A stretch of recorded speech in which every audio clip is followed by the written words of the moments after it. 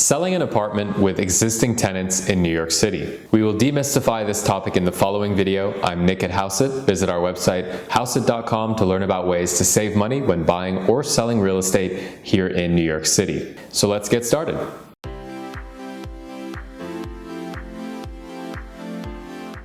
Selling an apartment in New York City with existing tenants in place can be much more challenging than selling a vacant apartment. Now, this is especially so if you're selling a co-op, as the buyer will likely be an owner-occupant who won't want a tenant to be in place post-closing.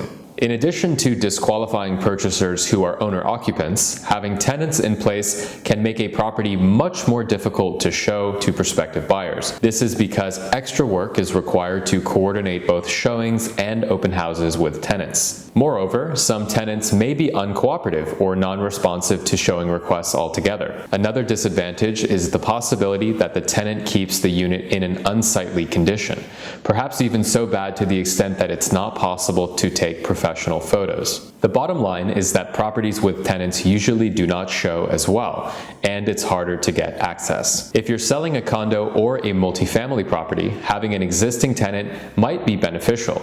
This is because the majority of investor buyers would ideally like to have a tenant in place as quickly as possible after closing in order to minimize the risk and cost of a prolonged vacancy period. Regardless of what property type you are selling, the best case scenario is to have an existing tenant on a month-to-month lease. That way, you can effectively market your home to both investors who'd like certainty of cash flow and owner-occupants who'd like to move in right after closing. Investors will like the idea of carrying over the tenant post-closing, and owner-occupants will appreciate the flexibility of being able to terminate the lease so that they can take occupancy of the property right away. It's also equally valuable to have a tenant in place, provided that the lease has an early termination clause in the event of a sale.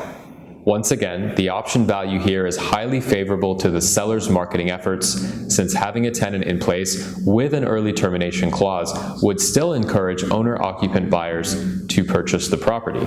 Should a seller wait until the tenant has vacated before listing? Well, it depends. If your tenant is highly uncooperative or keeps the apartment in an unsightly condition, it may be advisable to wait for them to vacate before listing. This is because the condition of the apartment would make it impossible to take professional photos, and buyers who do view the property might lose interest in the unit simply because it's messy or dirty. If your tenant is uncooperative, they could refuse to provide access altogether.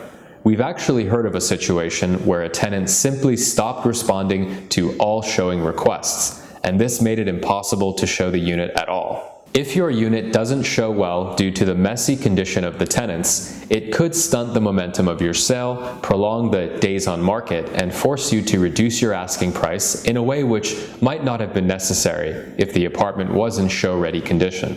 Listing your home with a tenant in place isn't always a bad thing, especially if the tenant is generally cooperative and keeps the apartment relatively organized.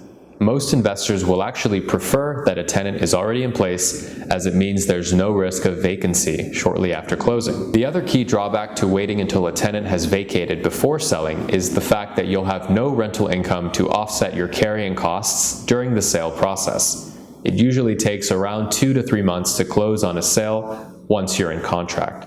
And this excludes the multi-month marketing period of finding a buyer and signing the purchase contract. Even if you don't have an existing mortgage, you'll still need to cover the monthly maintenance or common charges for possibly 6 months or more as the sale process unfolds. Should buyers purchase a property with a tenant in place? It depends. If you're looking for an investment property, it may actually be a safer investment to purchase a property with a tenant in place. That way, you won't risk any cash flow loss post-closing when it comes to the timing uncertainty associated with finding a tenant. However, it only makes sense to purchase a property with an existing tenant if that tenant is paying a market rate rent and they have a solid track record of paying rent on time and overall good behavior.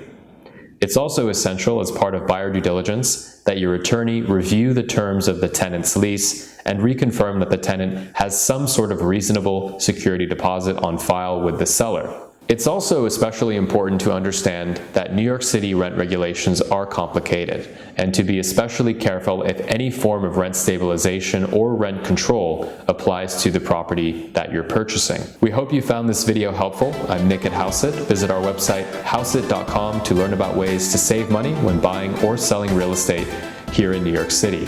And if you like this video, do us a favor, hit like, subscribe, or leave us a comment, and we hope to see you on the next one.